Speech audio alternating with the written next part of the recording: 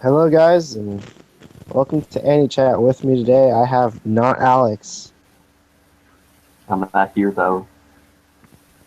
and not Kira. Yes. So, anyways, this is the first episode of season 2 of Anichat. We've made it. We Any should all chat feel proud. confirmed.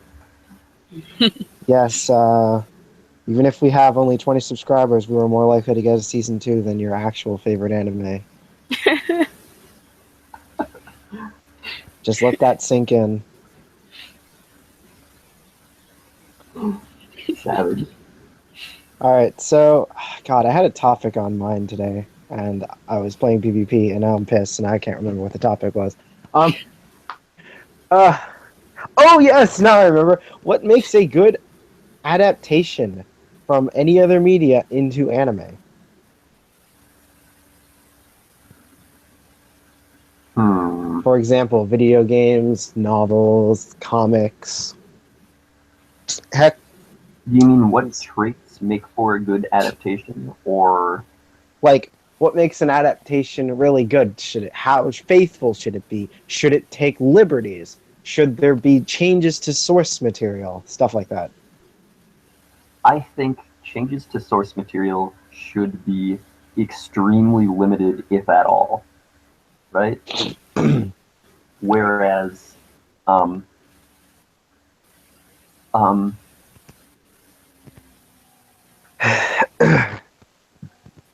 uh, we're gonna compare. Well, I'm gonna compare. I've been playing through Steins Gate lately, so for my example, I'm going to compare Wednesday Night 2006 to Steins Gate anime and how they handled, translating the different visual novel elements differently. Because they were both based off of visual novels and, they both got anime adaptations. Guess what? Steins Gate does it way better. So Mhm. basically, I'm going to start with Steins Gate because I'm, currently getting close to the end of the visual novel. So Steins Gate is almost beat for beat what happens in the visual novel, except for the stuff that specifically diverges onto the routes that the anime isn't taking. However, Mhm. it makes things a lot more concise and uh, easy to fit into singular episodes rather than, Okabe and Daru go to a lecture on, you know, hardcore science and are just there for like literally a half hour as you get explanations on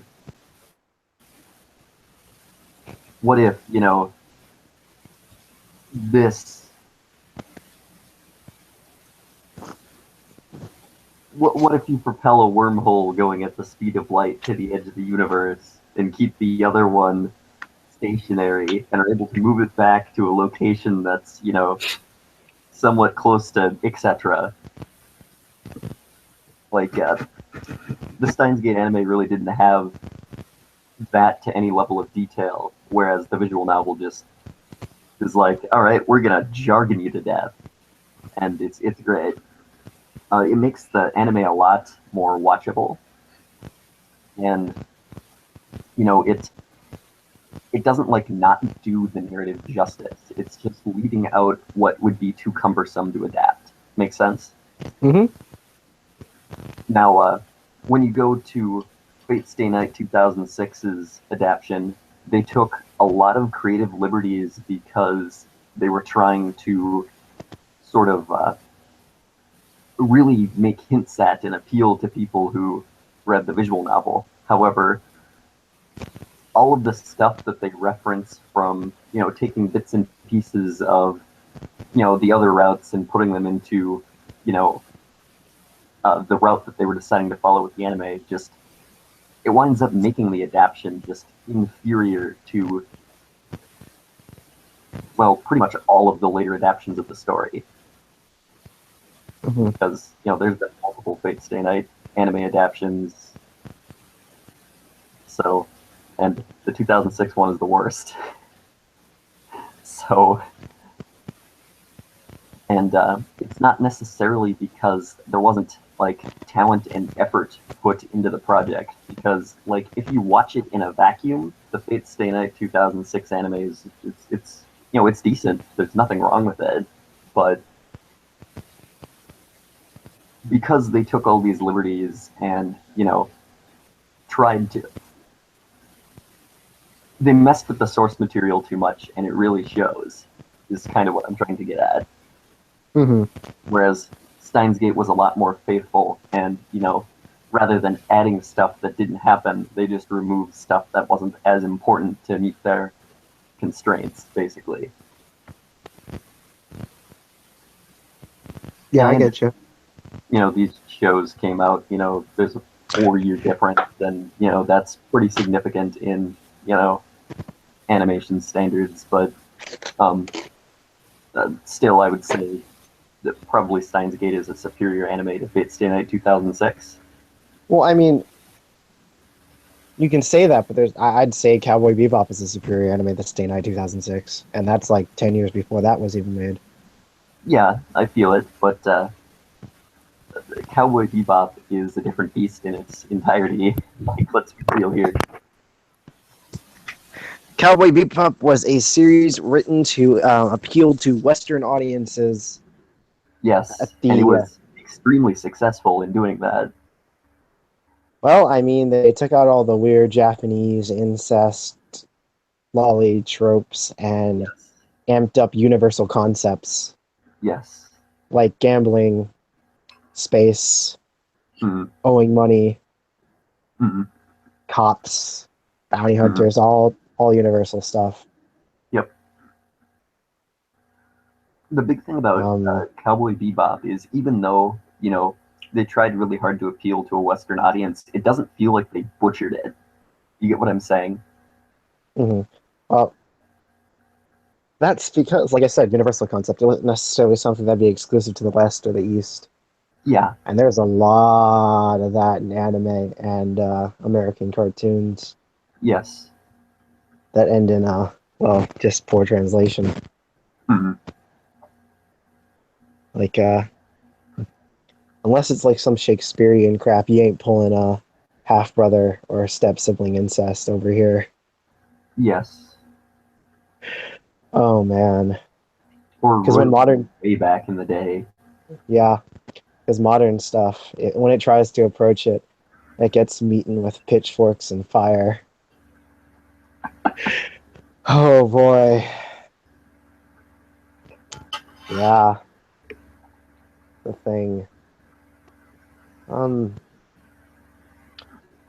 being adaptations weren't a thing in the '90s, so or at least prevalent, if at all, because well, computers were just starting to get somewhere, Mm, and well, ain't no Japanese people translating that much text. yeah.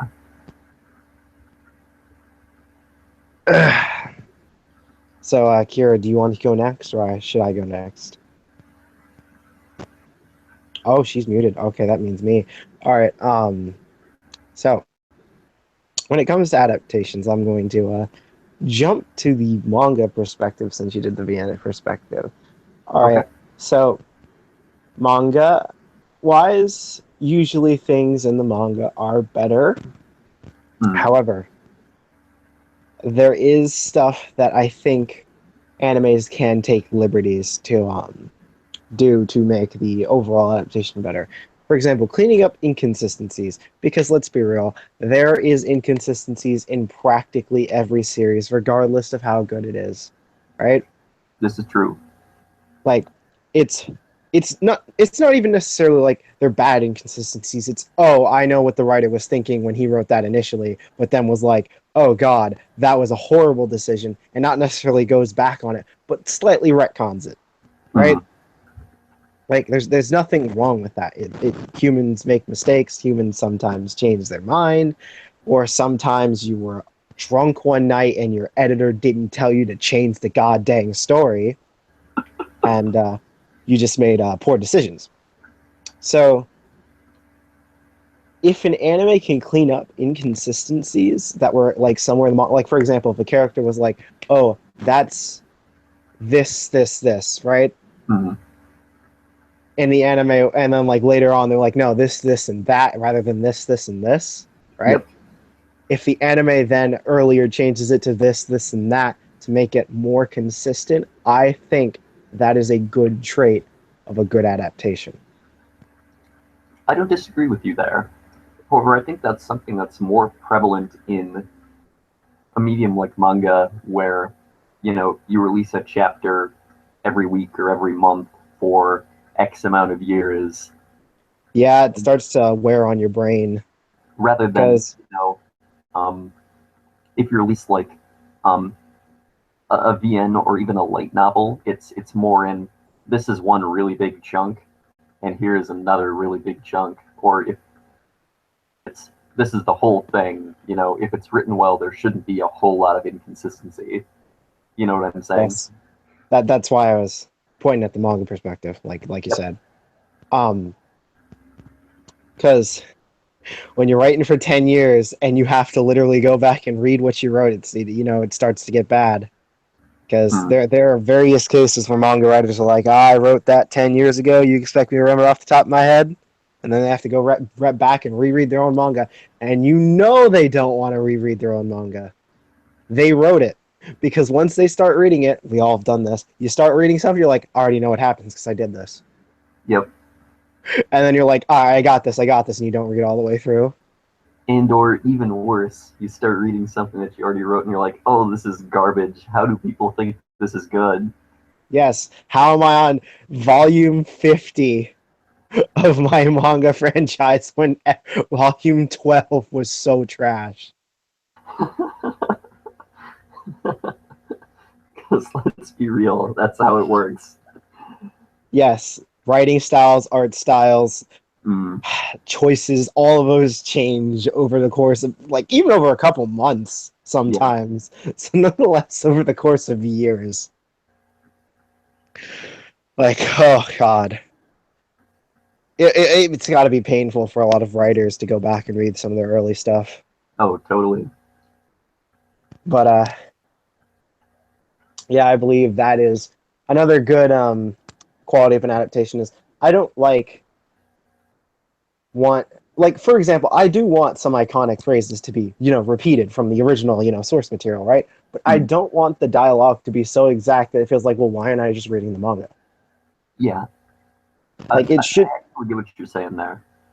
it should be getting the same point across, right? Like this is kind of like dub to sub translation, right? Yep. Like it should be getting the same point across, but different enough so that you're like, okay, I can't repeat this verbatim yet. Good, right? Yeah, I get you. Um,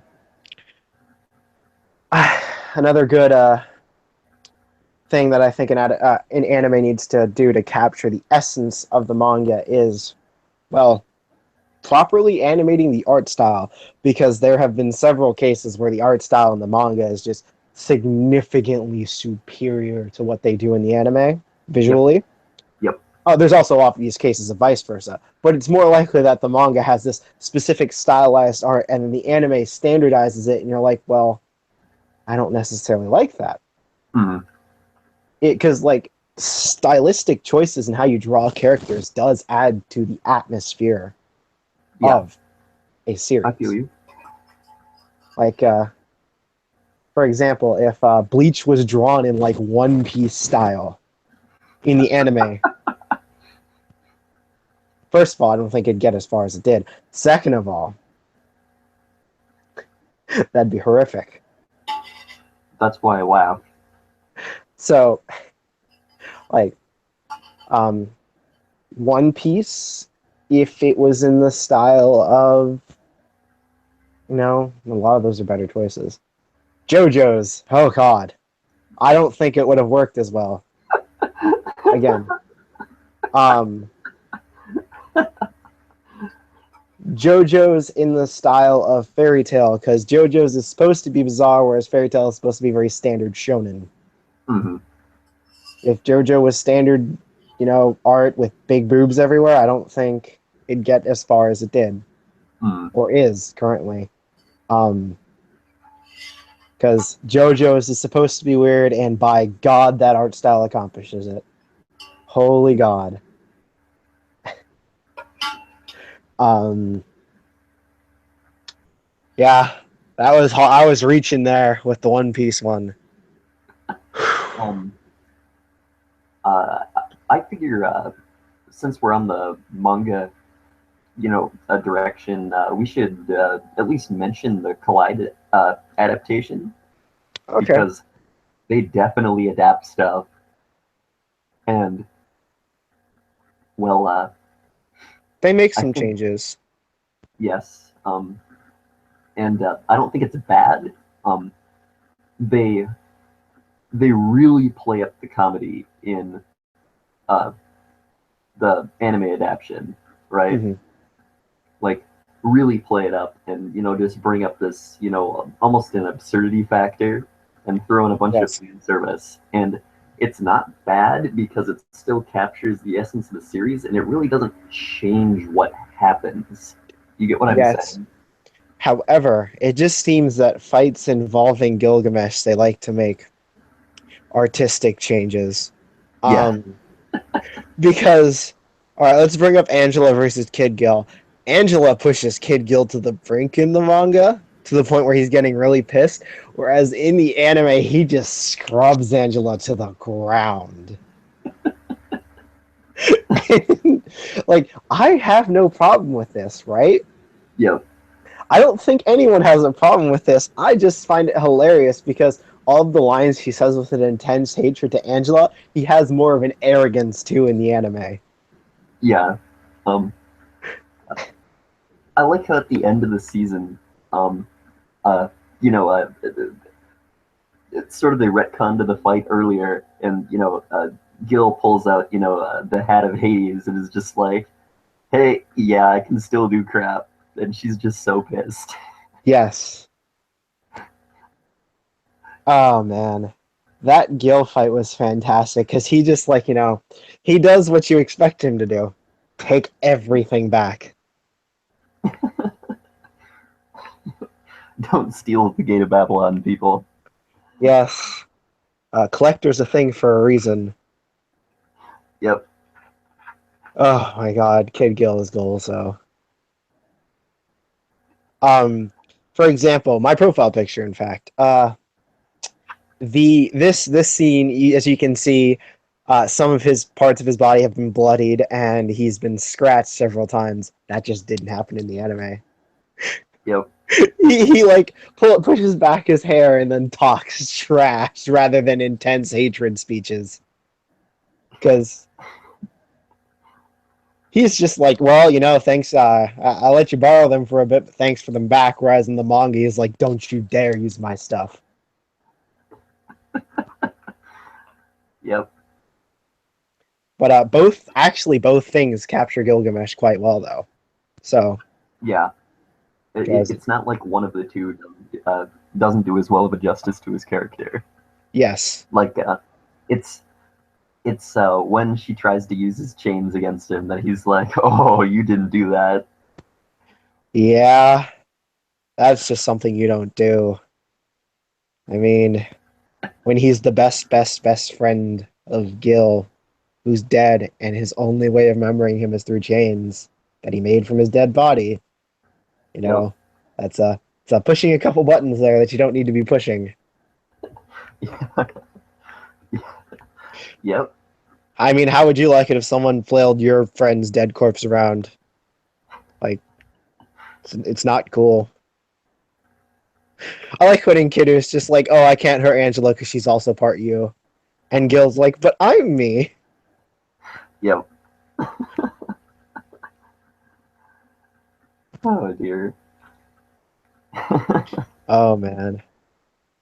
So, that was actually an interesting scene to show that, Enkidu can still talk to Gil as long as he's in physical contact.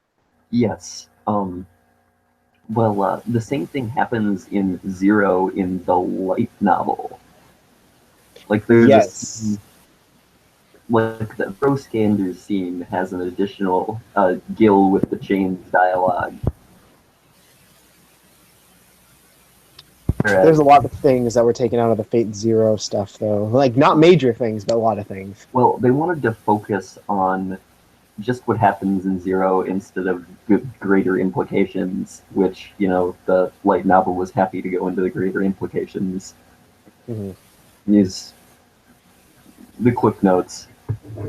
Also, the LN is more graphic. I believe so. Because, yeah, you have Ryunosuke doing serial killer things, and it's like, I'm not all that sad that they didn't animate this. Well, Ryunosuke is screwed up. So. Yes. If I recall correctly, in the English dub, he has Ichigo and Izai as voice actor.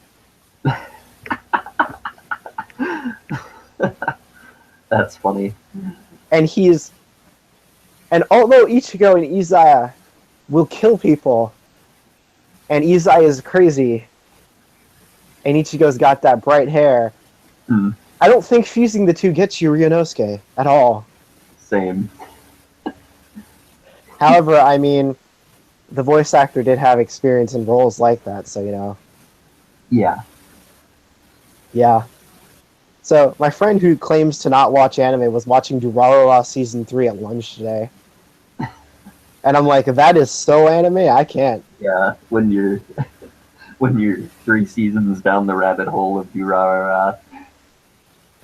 Yes. Oh, Durarara is an interesting adaptation, because that is based off a light novel. And does the switching of perspectives quite well. But we're still on manga, so I can't switch back just yet. Okay, that's fine. Shonen manga in specific, I'm going to bring up some things. Okay. I think that a shonen arc should be roughly 12 to 18 episodes max. Because, for this reason, this is long-running shonen. This is not short-running shonen. No, long-running shonen, right? Because when you make it longer or shorter than that, you start to get this, oh god, this is painful, or oh god, I don't know what's happening anymore. And this just seems to be the universal case, right?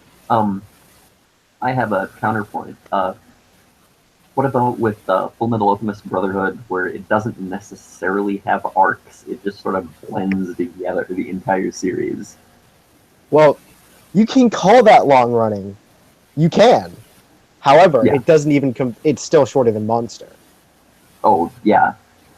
Like, and that's not even considered that long running. It was only for a couple of years. Like, it's long running in the grand span of, like, just anime. However, in shonen, when JoJo's has literally been going on for almost 30 years, I don't know if you can classify that as long running.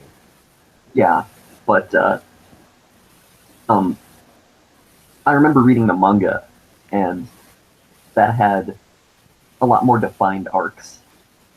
You get what I'm saying? Yeah, well, there's a lot of actually things different about the manga. For example, yeah, the medallions they hold are golden, not silver. Yes, but well, I'm talking just narratively here. Yes. Whereas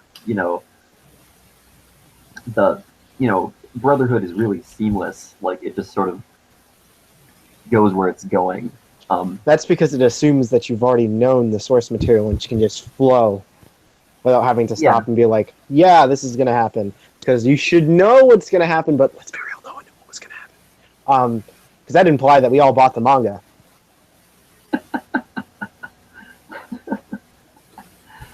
Oh, dear. Yeah, but I find it interesting that, you're talking like a shonen arc should be, 8, 12 episodes max, and, kind of what FMAB does is, it takes, it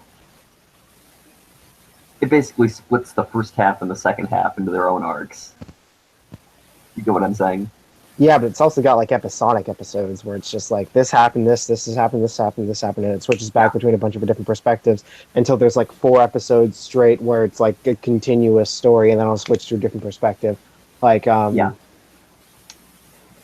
For example, when Ed meets Ling in the town when he's getting his arm repaired, that was like so far off to the left field that you're like, wait, what? Yep. And then Ling vanishes for a good 2 episodes, Yep. and then reappears as a very relevant character, Yeah. then vanishes again, and then appears as a relevant character. Ling just does that. Yeah. Which actually kind of made me sad, because Ling is my favorite character from that series. Hashtag Super Asian Ninjas. In like Germany. Yes. They're from the biggest country in the world, which is China in their universe. Mm. Also known as Jing, apparently. Mm. That's not racist. I mean, not cliche. That's the word, right?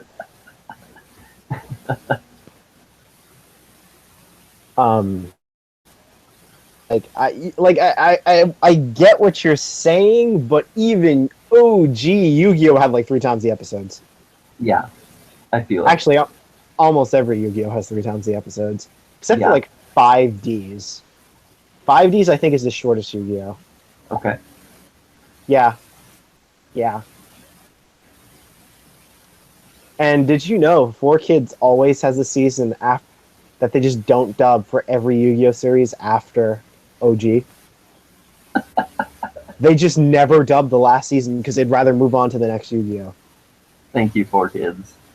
So there is legitimately a season of every Yu-Gi-Oh post OG series that has like not been dubbed. I don't know if they're gonna do it for Arc 5, but the chances are most likely. Which is kind of like silly. I'd rather that you like slow down production of a season to like focus on the new one than like make it bi-weekly as opposed to weekly. You get what I'm saying? As Yeah. opposed to just stopping the season entirely and being like, well, screw you if you cared about what happened. Let's go to something completely different. Yes. That is not how you make a good adaptation, folks. Thank you, 4Kids. 4Kids has horrible choice making though. Like, Yeah. God. Oh, fun fact. 4Kids censored out the gun scene in Yu-Gi-Oh! Where someone points a gun at Kaiba and Kaiba stops the gun with a card and then grabs the gun and takes it away from the guy. Because this scene was deemed too graphic for a children's show, even though the gun never goes off, and Kaiba stops it from even escalating. However, Kaiba throwing a knife at throwing a card at someone's hand hard enough so that it'd cut it and then punching them in the face is not too graphic. Yeah. Kaiba kicks people too. Yeah. Kaiba also picked up a metal rod to hit Tristan with it when Tristan was being mind controlled.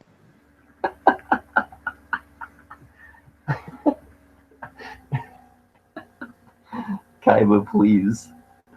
Yeah, Kaiba. Oh, Kaiba. Kaiba is so quick to resort to violence when you can't duel your way out of a situation. And I don't blame him. Oh dear. Because, like, Kaiba's intelligent and physically able. Like, sure, Joey and Tristan are physically able, but they are not intelligent. Same. Shout out to Kaiba being like the best character in Yu-Gi-Oh! Kaiba is so great because he has problems, and none of the rest of the characters have problems other than their confidence disappearing for half a second until Power of Friendship. Like, It's funny because like for the you know the main protagonist cast of characters, right? Something happens and their issue is the arc, right? Something happens to Kaiba, he goes and freaking fixes it. It's fantastic. yes, Kaiba will address his issues head on every time they come up. Yep. And sometimes they spill into over other arcs because he's so pissed about what happened. Because bullcrap happens to Kaiba, let's be real. Kaiba's like, I am white. I refuse to believe that I am Japanese Egyptian. Same.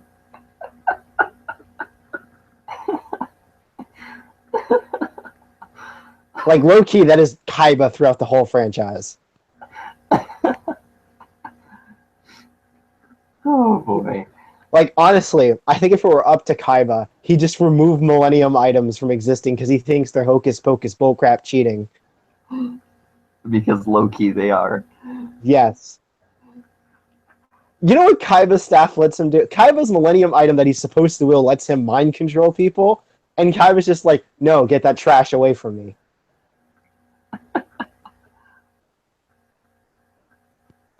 Ugh. Kaiba's like, I am a good duelist because I'm a good duelist, not because I'm a priest of reincarnation from 4,000 years ago.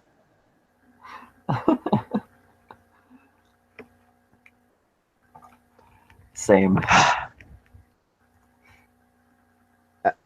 If it were low key weren't for bullcrap, he'd stomp Yugi every time. Oh my god. Because Kaiba has so much control over his duels. Like, he usually dominates, and then like some Egyptian bullcrap will happen, and then Kaiba's like, okay, wait, what? And then he loses.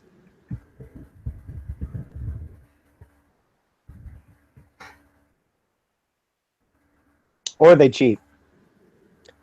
In the virtual reality arc where he fights Noah Kaiba, Noah Kaiba throws Mokuba in front of Blue Eyes' attack, and Kaiba cannot attack Mokuba, so he has to end his turn instead of finishing Noah Kaiba on that turn. And because of that, he loses the duel. Poor Kaiba. Apparently, Dankside Dimensions gives him so much attention. I can't wait to see it. I feel it. I so want to see it so bad. So bad. Apparently, the best Yu-Gi-Oh movie.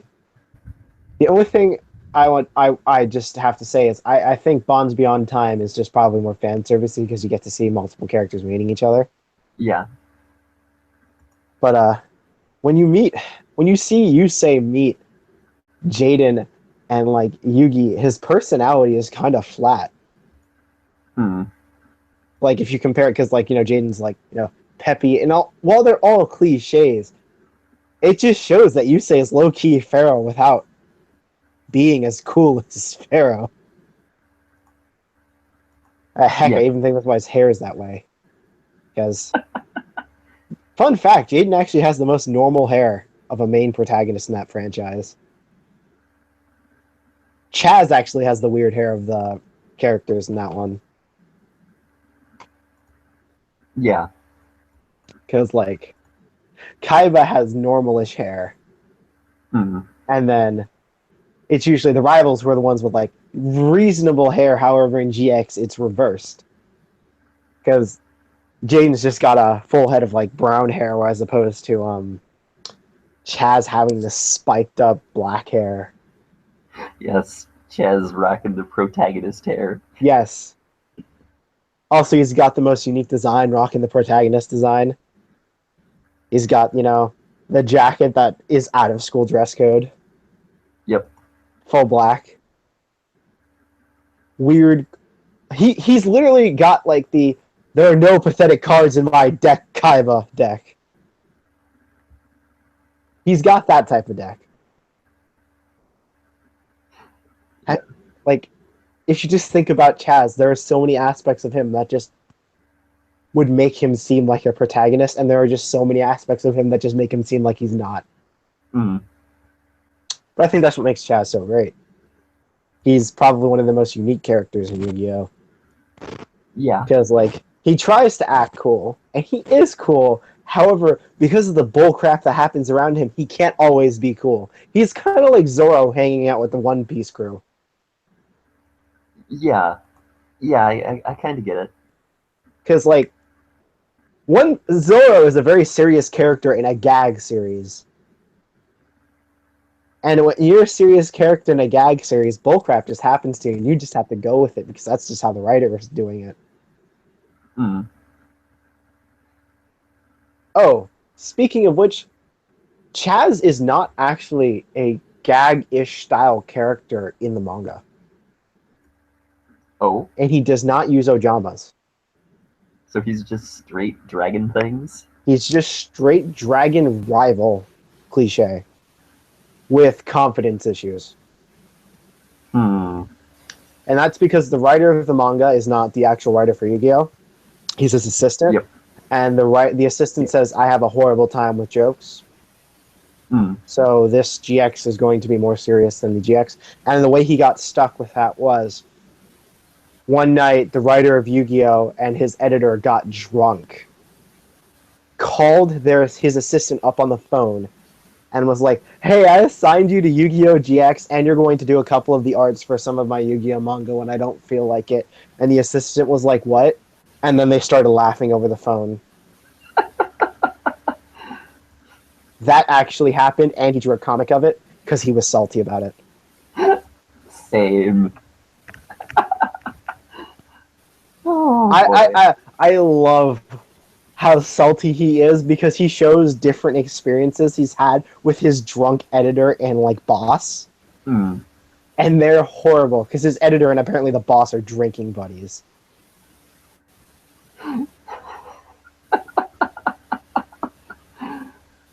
Oh So, my god. another thing that he draws about is like how he goes places and you'll see kids playing Yu-Gi-Oh! And he was like at a baseball game. He was like, oh man, people playing in the series I write about. And like he's about to say something and the baseball players show up and the kids drop all their cards and run to the wall. And he's like, oh, of course. Can't have trading card games interfering with baseball, am I right? What do you think this is, Yu-Gi-Oh! Universe? Yeah. But he's a fan of baseball too, so he kind of gets it, so he's not too insulted. Because I think that kind of hurts your feelings. I put so much time and effort into this. He's actually where the Masked Heroes come from. Okay. Because those are manga Jaden stuff. Also, it's very more Japanese oriented, which is why the Masked Heroes are Super Sentai. Toku Sentai. Done. I get you. There's some other quirky stuff he's done. Because the dude's hilarious. He's just hilarious because he's so stiff. Because the stuff just happens to him is bullcrap. So he's hilarious because of what happens to him, not because he's actually funny. So, Kira, you know what? It's your turn. Or silence. That's She my might be doing- favorite. She might be doing something. Let me go check Hangouts. Okay.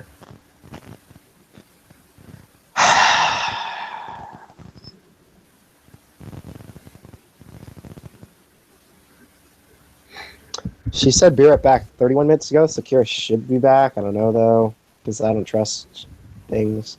British Senpai joined the call, but you see, I don't like it when people join 40 minutes late. I'd rather they don't join at all or just tell me. I explained in the chat that I fell asleep a long time ago. No, and but just it's woke just up. like not professional, and I'm trying to change the course of this podcast. I cry. Okay, sorry. Also, if you're really sleepy, just go back to sleep. Oh, or take liberties. You know, that's okay too. I'm done. I'm done. That was even less professional than joining late. I can't. Oh dear.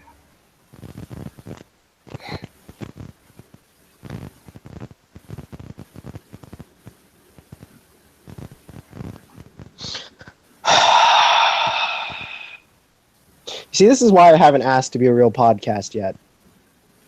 Because we got crap like this. Oh my I don't blame you. god. Ah. This is the first episode of season 2. Isn't this a fantastic start? Hey man, we were doing really well until just about like Just about until I tried to shift attention to one of our founding members. oh dear.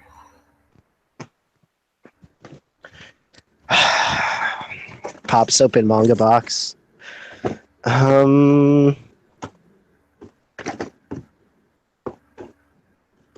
Oh, D. Gray Man. Yeah, I have the first 3 volumes of D. Gray Man. I have like a ton of volumes of Naruto, almost to rival my Bleach collection. Mm. It's mainly part 1 Naruto. They have like 2 Shippuden stuff from like the war. Yep. But not too much for obvious reasons. Oh. I have like 1 or 2 volumes of FMA. 1 volume of One Piece, 4 volumes of Fairy Tail. I need to get rid of all 4 of them. One's in Japanese, actually. Because about 4 years ago, I was sitting at home, and I was just sitting on my couch, and my uncle came back from Japan, and guess the 3 things he handed me. What you got? One Piece Captain Smoker figure, Mm-hmm. Fairy Tail Volume 4 in Japanese, and something I actually wanted, a Certain Magical Index manga fresh from the presses, Volume 11. Well, I it's something at least. was like, man, 33% accuracy. All right, I'll take it. I still have the Smoker figure. Not Hey, throwing it man. away. It's from Japan. Yeah, exactly.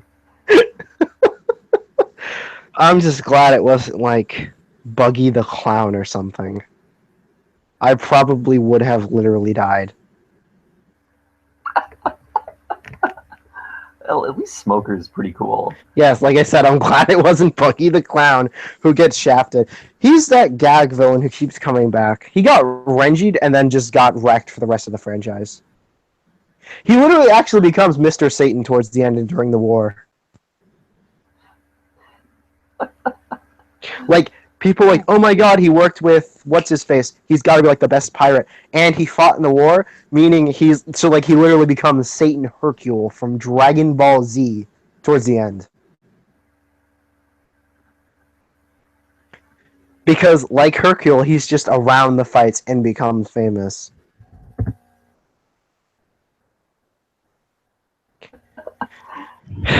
Oh dear.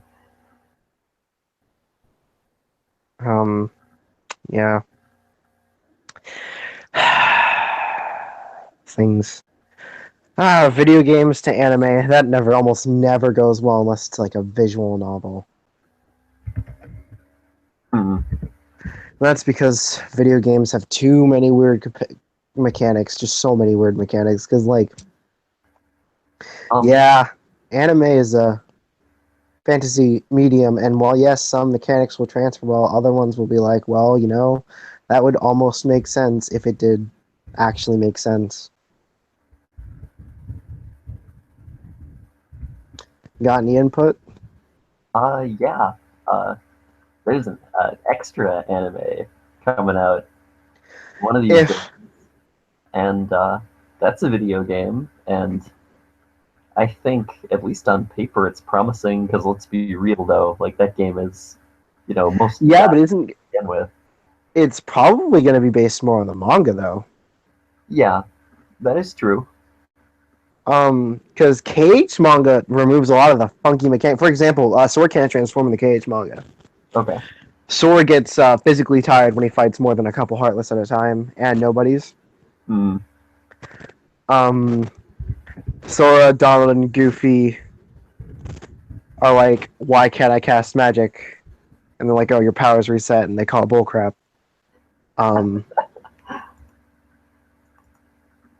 Sora, when he meets Merlin, just gets new threads, and the threads aren't magical. Okay.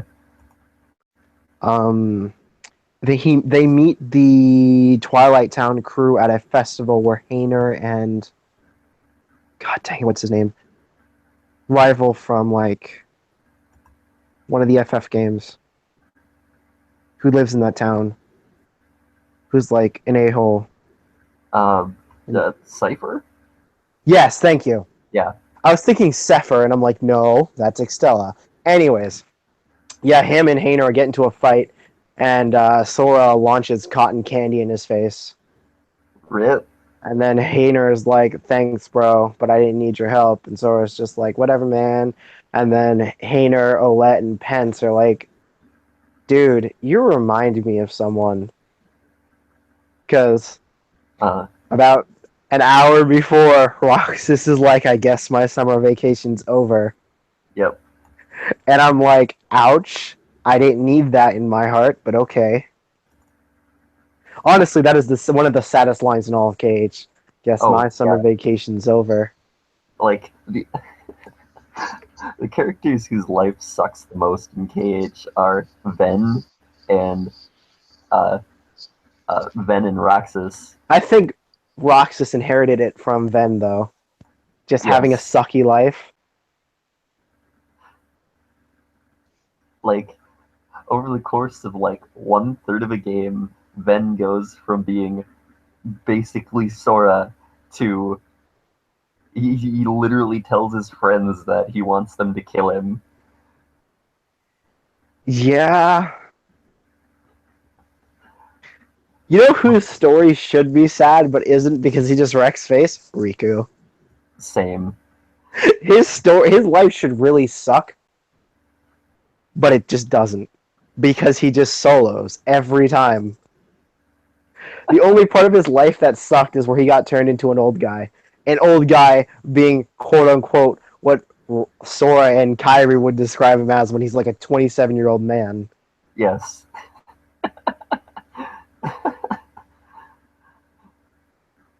Like that was like probably the low point of Riku's life, but he was like, man, I got sweet power, so it's okay.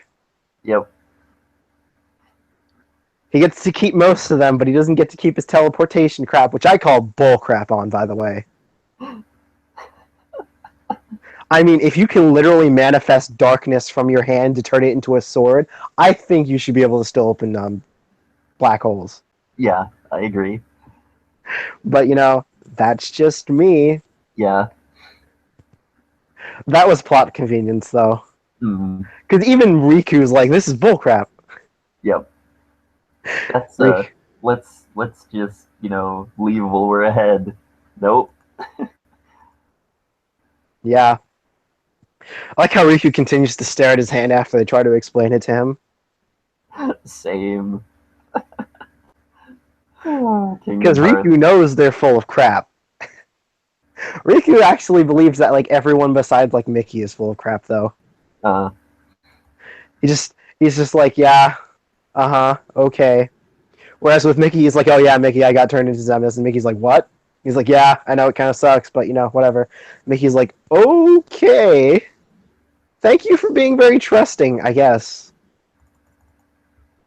And then they do stuff. Whereas literally everyone else, Riku's just like, nah, I'm not telling you who I am. Like, we already know who you are, Riku. And Riku's like, I'm still not telling you.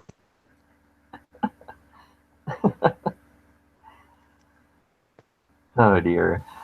Speaking of which, like we were talking about yesterday. Oh, welcome back, British Empire. Thank you.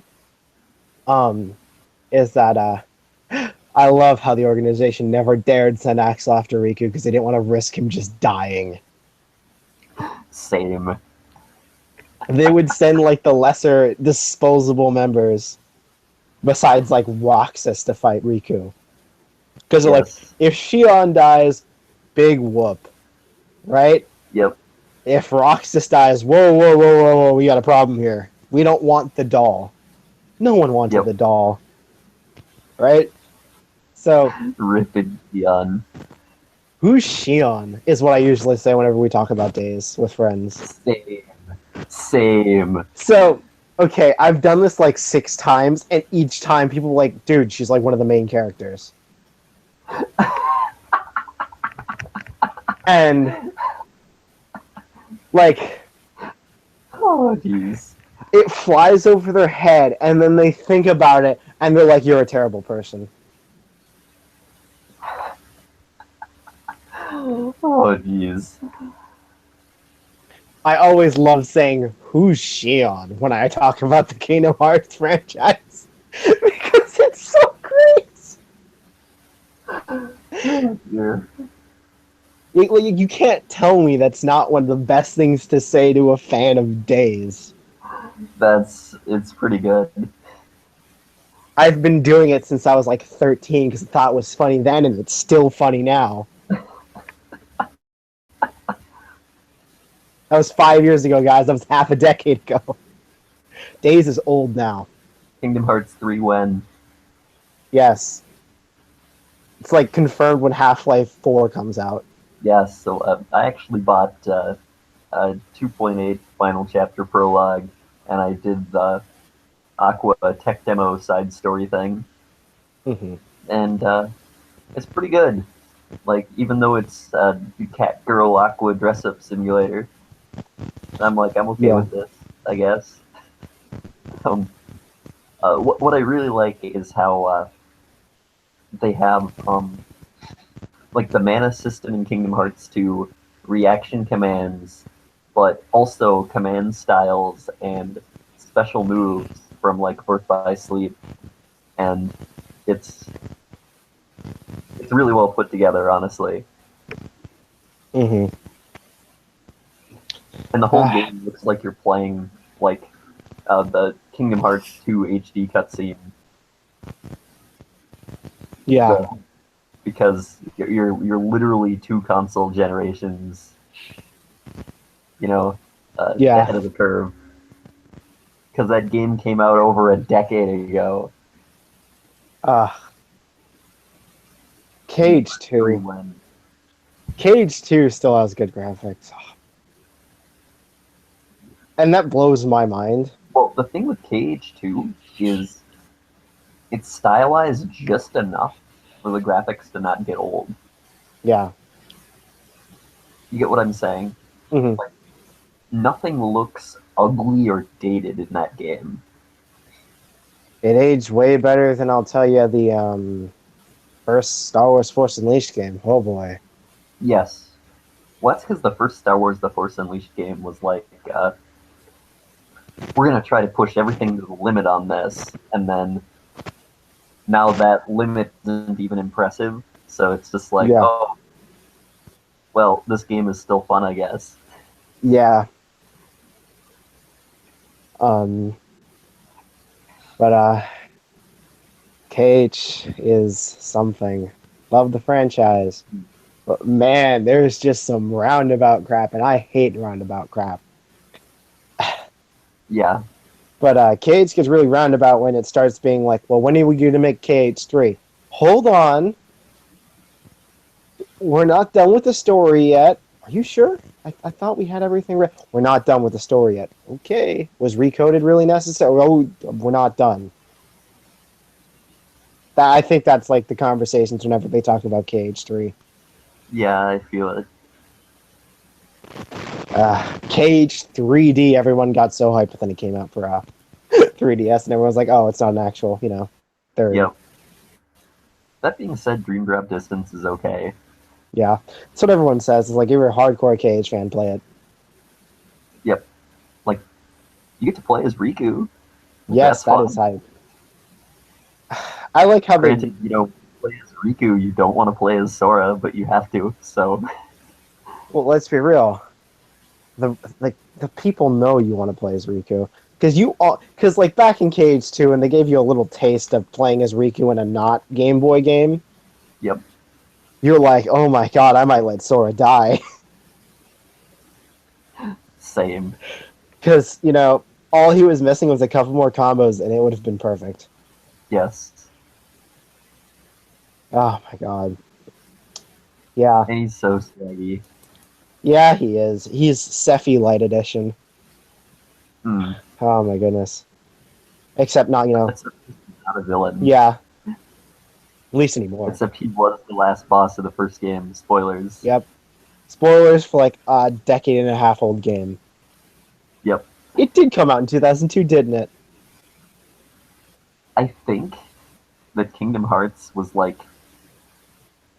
Kingdom Hearts 1. Was that a launch title for the PS2? Hold up. Because it's pretty close. Yeah. I'm gonna look this up.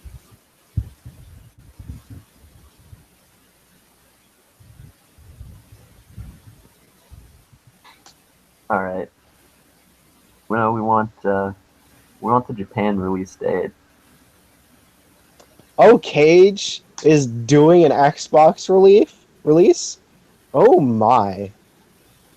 When? Why? KH3 will be coming out for Xbone apparently, Okay. and this will be their first Xbox release, if I recall correctly. Did you say Because X phone?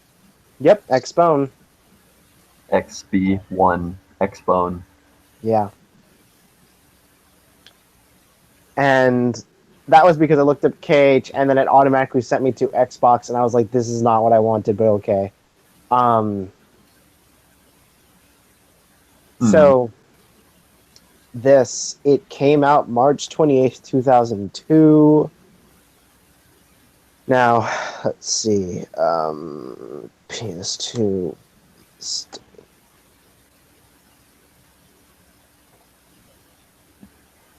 It was released almost exactly 2 years later.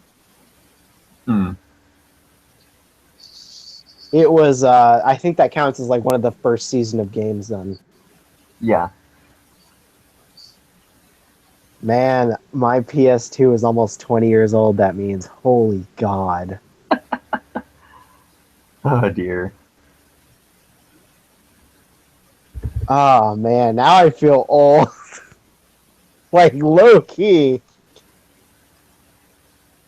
But yeah, I think KH3 is trying to get as many fans as possible. Yeah. But coming out for the Xbone, that is something. That means they are desperate. What? No, I didn't say that. They just want the money. Yeah. We know the 12 people that have the Xbone want to play KH3. Everybody wants to play KH3. Even people who don't even like RPGs, Disney or Squeenix want to play KH3. Let's be real here. All the title games are so good. Like, Yes. all the side games are pretty good too. Like, sure, we have some lackluster ones. Okay, unlike, like Sonic the Hedgehog, there's not been a single KH game that's bad. Yeah, I love Sonic, but man, you just can't do some of these things, man. Days was flawed, but it was flawed because it was on a handheld. It was still fun to play. I'm going to quote Nemo for Sonic the Hedgehog. You just can't be doing these things, Nemo. Because, oh god, you saw the Sonic Boom redesigns, right? Yes. And they made a sequel to the game and gave it a cartoon. Why the heck would you change Knuckles? Oh dear. I blame Sonic for 90% of furries, actually. I don't blame you. But yeah, because I'm pretty sure that's legitimately the reason. Also, they gave Rouge the bat boobs, which was a questionable decision that I just sit and stare at Nintendo for doing, because they gave her exposed breasts. Like, what are you doing, Sega? Why? Why? Not even Nintendo does that crap. And when they do, it's in Zelda and no one cares, because all of the chicks people would smash anyways, regardless. Same. Like, there's a difference between wanting to smash Zora's and then Rouge the Bat. Yes. One is slightly more disturbing. Because Zoras still have that human shape and essence. They just have, like, fish-ish hands. And also, all the Zorg women just want to smash Link, which just blows my mind, because I'm like, Link doesn't even look like your race. Are all your men just that trashy? Same.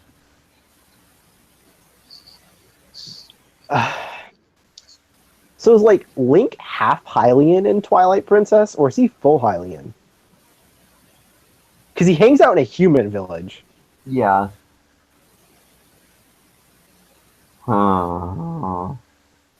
I never thought about it like that, but you're right now that I think about it. Yeah, that's just something that pops into my head because I'm thinking about.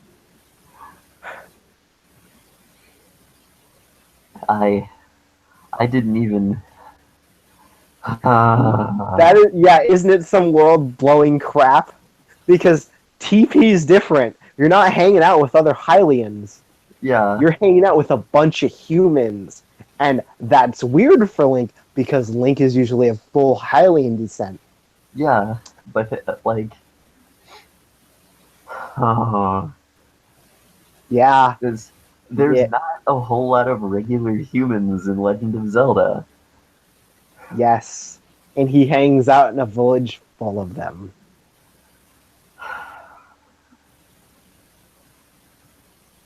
That's weird, right? Yeah, that's really weird. Because, like, I know that Hylians, they're like the descendants of the frickin' Sky People from way back in the day, but I don't even know where humans come from. Yeah, humans are the minority race in LOZ. Yes. Probably because they're getting killed all the time. Or kidnapped. Hmm. Yeah. Yeah, especially in Twilight Princess. I have Yeah. no idea. Why did they take the kids again? I know why they took the mayor's daughter. But why did they take the Shotas again? I can't recall. I don't remember. It's been a very long time since I played Twilight Princess. But yeah, that is something that's food for thought. That is just something you gotta think about. Because it's like, man, that's interesting. Because that human village was like, no, we don't let outsiders in here. Hmm. Oof. Hmm. I'm just trying to think at which point did the past reincarnation smash a human? Yeah.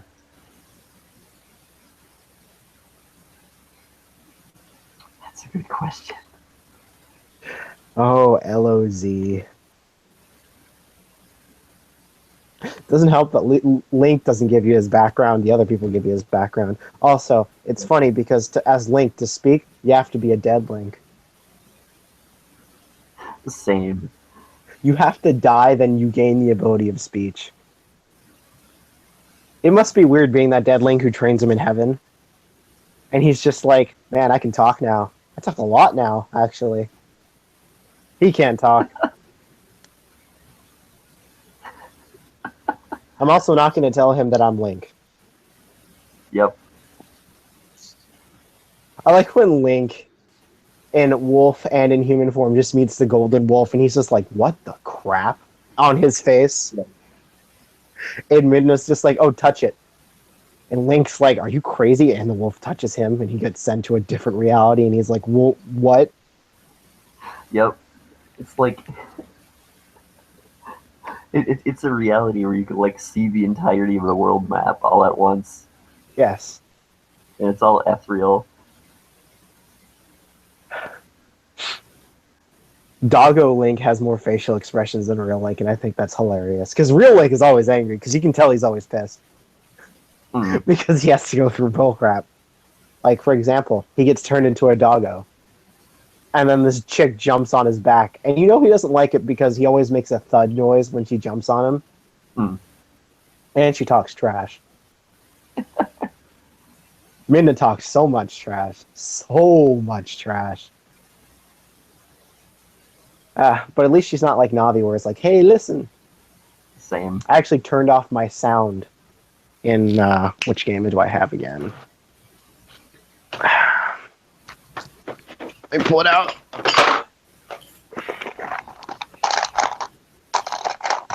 In Ocarina of Time, because she got pissy annoying. Like, I tapped the screen, hey, listen, and I'm like, I swear to God, I'll stab you. I didn't realize how irritating it was, because I'd never played a game where his fairy is the lead, right? Mm. I'd played, like, Skyward Sword at my friend's house. Mm. And I played Twilight Princess. And I watched my friend play Hourglass. And I played a little Hourglass myself. Mm. So I'm just sitting here and I'm like, oh my God, was this really just the thing? Well, another thing that I think is interesting is a lot of people like to trash on Skyward Sword. I'm like, Skyward Sword was a good game. Really? People trash on it? Yes. You know that one part where you have to dizzy the eye? Me and my friend Yeah. instantly got that, my friend being Manny to be specific. And Mm. so we started spamming different directions with the sword, and we're like, this is bullcrap. How can you follow that so fast? But then my friend Manny looked it up online, and he slowly spun it in a circle, and then I got dizzy, and I'm like, are you kidding me? Oh dear. You know when you solve a puzzle, and then it just wants you to do it a specific way, and you're like, I hate you. Hmm. I hate when puzzle games do that. Making you solve stuff in a specific way. Yeah, but yeah, people don't like Skyward Sword for some reason. Probably because it's bird people. They're not actual bird people, but they're people in the sky. I don't even mind the setting. Like, I I like the fact that, rather than having gigantic Hyrule Field as your overworld, you're literally riding a bird creature around and you skydive. Like, that's cool. I like that. Sorry. So how does Girahim get played by Ganon in that game too? No, Girahim is, okay, the demon god that gets reincarnated as Ganon. Mm-hmm. Girahim is basically his, uh, Familiar. he's what Fee is to the hero. Ah, okay. Is that why there's so much fan art of him and Fee? Yes. Okay. He's like, yeah, he's basically the Demon King's weapon assistant. Gotcha. Yeah. I had no idea what he did. He just looked fabulous, that's all. Oh yeah, he's got a great design. Like, Skyward Sword was a narrative-driven Zelda, and it was done really well. Like, the gameplay was fun. Like, all you can criticize is the fact that, oh, it, demands motion mechanics, but the motion mechanics were way better than Twilight Princess's. Well, Twilight Princess was meant to be on the GameCube, and then Yeah. they changed it to the Wii. Yeah, but I played it on the Wii, and it was fine. Yes. I played Skyward Sword. It was fine. My only thing is I like the grittier / slightly more realistic style of Twilight Princess than like the new cartoonish stylized style. I agree with you. Totally. Actually, Twilight Princess probably had the best art design in a Zelda game, right? But I didn't dislike Skyward Sword's art style. It was just kind of there. You get No, what I don't. Yeah, I don't mind it. I just, like I said, because like for that design of Link, it just feels so right. Yeah, it's as just a nat- so cool. Yes, like It's, sure. It hits medieval, magic fantasy thing like on the nose without, Yes. changing Zelda EE. I think Twilight Princess is the perfect middle ground for art designs. Yeah. However, they really wanted to reinvent Zelda. Not Link, just Zelda in her designs recently. Yeah. And I'm not even mad for that. No, it's fine. I think she's cute in her last two designs. Yeah, I feel it. It's just she looks more like a grown woman in Twilight Princess, as Link does look like a young man. Yeah. Which I also appreciate. It's just that I would be less likely to smash adult Zelda than I would stylized Zelda, actually. However, I do have more respect for Link and his more medieval style design. Yeah, I get you. The Skyward Sword was also like the first Zelda game that they really, really made Zelda super important. Like, as a character, you felt a reason to go on the quest because they took the time to, set it up narratively beforehand rather than just be like, okay, yep, you're the hero of legend. There's a princess who happens to be named Zelda who has magic powers. All right, go save the world. She can probably kick your butt while she's at it. Same. Link really just is technical smarts and courage. Yes. Also, he's got the most powerful pouch in the face of his existence. Just whipping out wrecking balls. Same. And, like, 2-ton boots.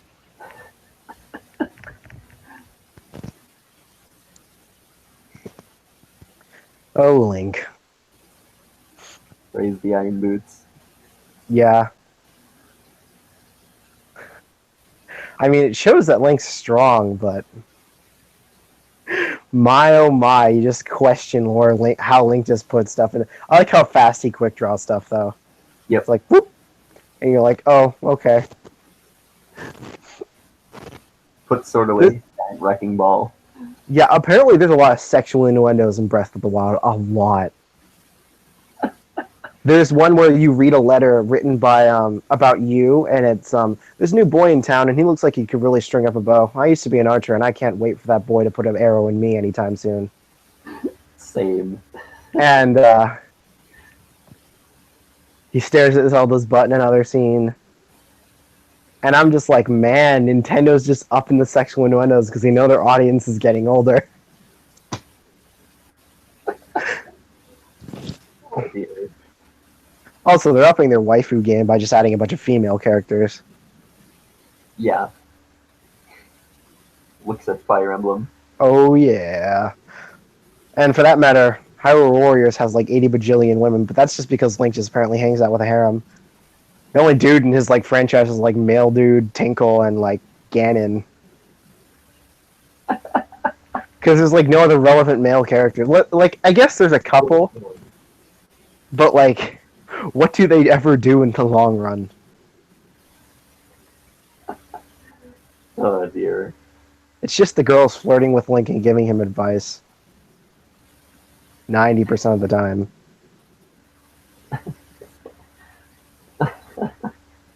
Like, I wouldn't mind a neutral male party trying to, you know, do stuff, and Link's just like, don't do that crap. And he's like, man, I'll do what I want. And Link's, but I'm like the Legend of Hero. Like, stop it. You don't need to do that. Neutral party's like, I will do what I want. Gets wrecked by Ganondorf. God dang it. Hey man. Groose was a male character who did stuff.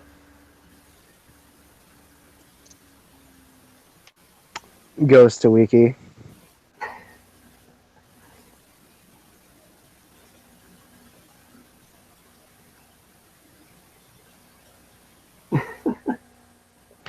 Oh, I know who you're talking about. Yep. I forgot his name. I don't blame you. He's just that guy. Yeah. As soon as I saw his picture, I was like, I know who you're talking about. Oh, man. He does stuff that's relevant. He has an arc. My oh my. You know who has the most relevance? Male guy in Twilight Princess. He runs through Twilight. Same.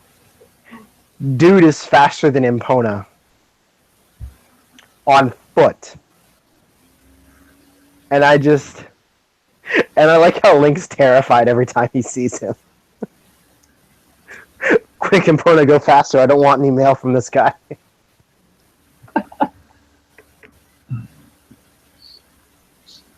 Mm. Man.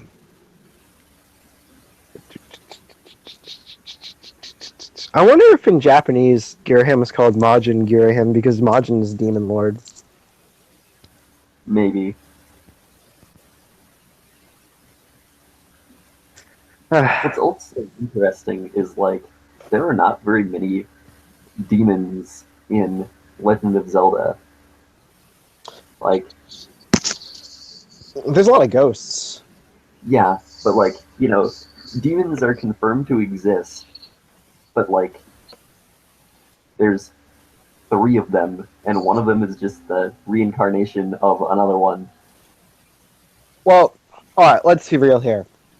I don't think any of the demons like screwing around in the world where the Master Sword is. I feel it. Also in worlds where, you know, there's just deities that, like, bless this world. Yes. Also, there's the constant risk that Link or one of his descendants is just hanging around. Yeah. And there's also dragons that like Yeah. defend, the land, and there's also, spirit guardians that defend the land. Okay, what the crap? Vitae is not playable in Hyrule Warriors. Oh, that makes me sad because he's swaggy. See? Skull. Skull Kid is playable. Huh. Hmm. Yeah, Adult Midna, the one that's actually smashable without pedophilia. Let's see. It's just like speaking of this made me want to check out who's playable, and Tingle is playable but not Vitae. That makes me sad because like he's cool. Like he's a wind mage. Like he's a villain. He can turn into like a super iPod monster. Yeah, you can throw rocks at people. Let's see. Is Ganon legitimately playable? Oh, yeah. Oh, they chose like his less humanoid Ganon design. Mm. He's more boorish. Because Ganon like stands on two legs most of the time, but they made him like kind of like how gorillas walk on like two, can walk on two, but will usually walk on like 3 or 4. Let's see. Ganondorf, Zant, Girahim, Wizrow. Hey, look, it's Zant. Did you mean got played by Ganondorf? Same. Twilight Princess is over a decade old. Yep. Oh, I remember playing that as a kid. Oh my goodness.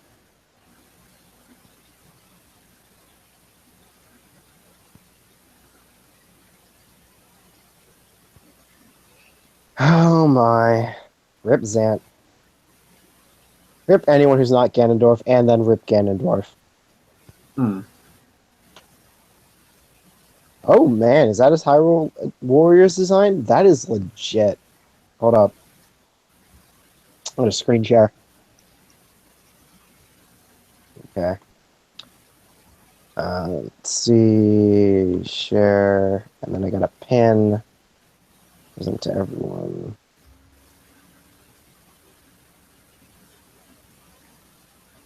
Can you see it? Mm-hmm. I don't see it. I see it. Alright, I see it. Oops. Yeah, I like that design. Yeah, I feel it. I'd get Hyrule Warriors if it wasn't $40 in a Destiny Warriors game. Understandable. I actually picked up Hyrule Warriors Legends the other day when I went to get Kingdom Hearts 2.8 because I just went to Target because I'm like, this is going to be the fastest, and they were running a buy 2 get 1 thing. So I'm like, okay, I'll buy 2 games and get another one. So that's what I did. If you guys don't know, he's supposed to be not buying random crap.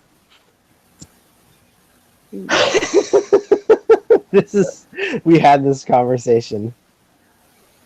Until I justify it, I have a bunch of gift cards from the holidays, and I found like a bunch of cash when I was cleaning my room, so I literally didn't even use my credit card. So I just clicked a bait link, and I'm going to read it off to everyone for Anichat as our final topic. All right. Best 3DS games. Do All it. right, and if the page will load properly, because it's doing the weird wiki lag thing, because it's run by the engine that runs wiki. Hmm. So the first one was Fire Emblem Awakening, by the way. So I believe it. Yeah, and now it's stuck and it's on. God dang it! I guess I have to kill the page, and then I have to reload. Let's see.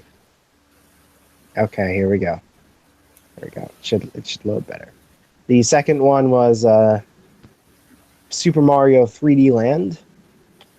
Okay. I have legitimately heard no one talking about that one. Hmm. Let's see. Lag, please. I hate the wiki engine. Yeah, Monster I Hunter understand. It's Generations. Apparently, this has been one of the. inter. Yes. Um, it's stuck again. I cry. Um, hey guys, let's make predictions on what might be on this list because we're getting stuck every 10 seconds. If Link Between Worlds was there, I would be surprised because that game is fantastic.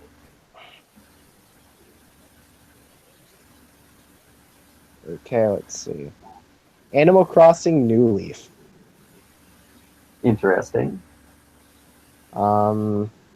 Oh, that's why it's lagging so much. It has videos for why they're the best things, too. Hmm. Rhythm Heaven Megamix. I have no idea what that is. It's a mini game, kind of like WarioWare, just not Wario. Okay. Phoenix Rice, Ace Attorney, Spirit of Justice. Hmm. Dragon Quest 7. Oh. Hmm. Oh, I don't approve of this one. X and Y. My oh my, out of all the 3DS games for Pokemon that came out, you chose X and Y. Even though both ORAS and Solar Moon are better games. Yes. Mario Kart 7. I'm wondering if this is dated. Doesn't say when the article was written. Hmm. But it's got to be at least 2014. No, it's got to at least be 2016. So that is no excuse then. And the Okay. final one is Legend of Zelda: A Link Between Worlds.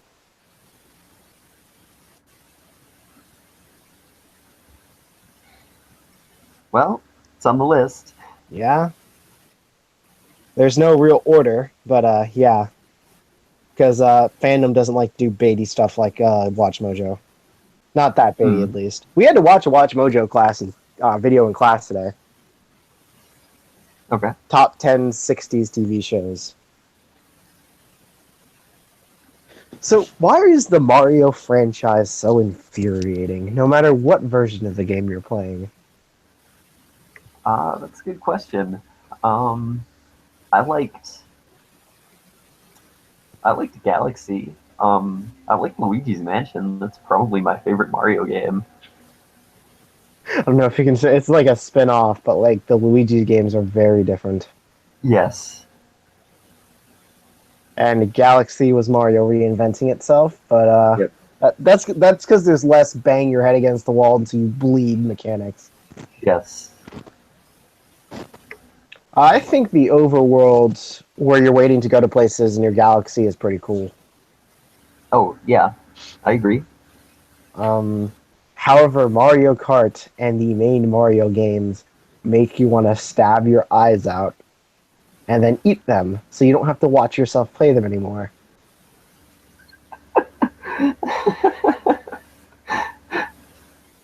Because Mario Kart is one of those games where it just feels like everyone hates you when you're winning or if you're losing. Yeah. But I And think that's the appeal, to be honest.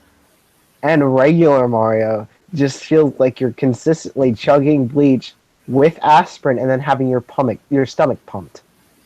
And then doing it again. And again. And Oh, again. until your nunchuck is directly through the screen of your TV. And your Wii is on fire. That is exactly how my experience with Mario is. Sounds like my life, to be honest. Because, okay, honestly, side-scroller games tend to be significantly more infuriating than most games. Yes. Because there's nowhere you can run. Mm. So you have to face your problems. And we all know side-scroller MCs tend to be not nearly as broken as they need to be to fight certain things. Because, like, when you're fighting on, like, a side-scrolling game, usually enemies have moves that can, like, take up the whole freaking screen, and you're just like, why am I doing this again? Unless you're playing, like, Kirby. Because then in Kirby you can fight back. Mm. That's probably because Kirby is one of the most able-bodied side-scrolling protagonists in general. Yeah. Probably one of the most dangerous non-god characters in Nintendo. Mm. I mean, he is a black hole, and that's kind of OP, but he's not a god. He's like an alien. Yes. Alien He's born. kawaii. Yes. So Kirby's like a couple thousand years too young. Because, like, you're supposed to wait a couple thousand years in hibernation, and Kirby just woke up early and people started stealing his food, so he has to save the world. And that is Kirby logic. And you don't even care, because they'll drop dialogue in Kirby, and you'll still play regardless of how stupid it is, because Kirby is so cute and the game is so fun. Yes. Playing Kirby is like feel good side scrolling. Like Yeah. It never feels like someone's stabbing you in the hand. well, yeah, and you always feel like there's different tricks you can pull. You know, Yes. like, you know, you go into a boss fight, you know, and you're like, oh, this is tough. You know what? I'm gonna go and grab a different power. Grabs a different power. While there are clearly superior ways to beat bosses, you can do almost anything you want because there's so many powers you can choose from. Yep. And, like, I just think that's great. I also like how, like, in Squeak Squad, you can start to customize your Kirby. Mm. And why don't we have a Wii, like a console side-scrolling Kirby yet? That's a good question. The last one that came out, I think, was Return to Dreamland a couple of years ago for the Wii U. But who had a Wii U? No one who had a 3DS because everyone bought those instead. Actually, yeah, the sales of the 3DS stomped the Wii U, and that's kind of hilarious. Yeah.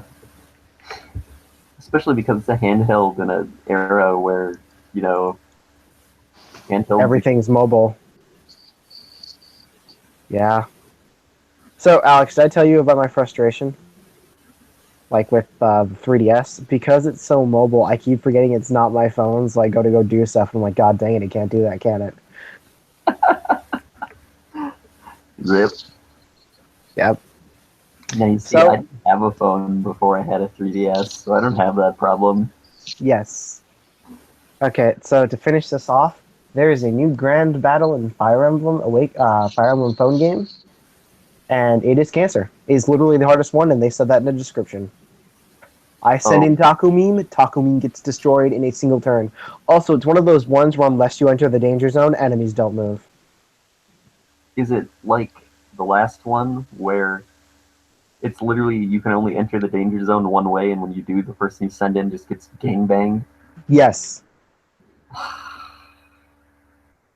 So it's you need specific 5 stars to actually do this. All I right, would say Hector, but the problem is they have Fire Red Tomb users on Cavalry. Oh, So, rip Hector.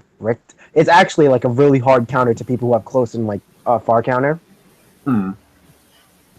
And it's really stupid because there's a character of every element in there, and there's 2 healers, 2 cavalry fire units, and then like there's red units, and then there's like the chick is a blue cavalry mage Okay.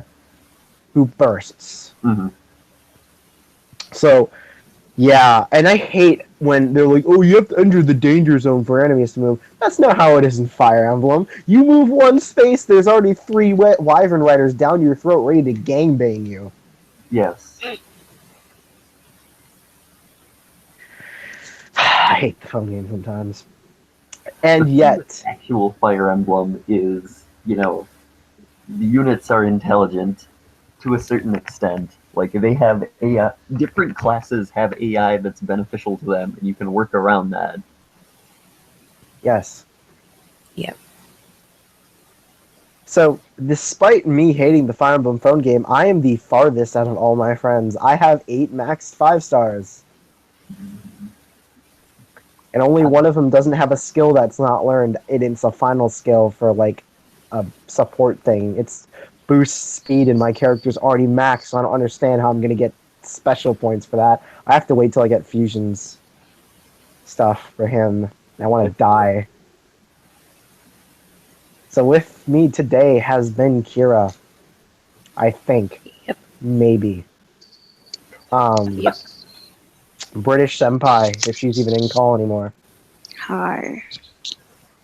Bye. And not Alex too. Still not here. And this has been the first episode of Anichat Season 2. See you guys next time.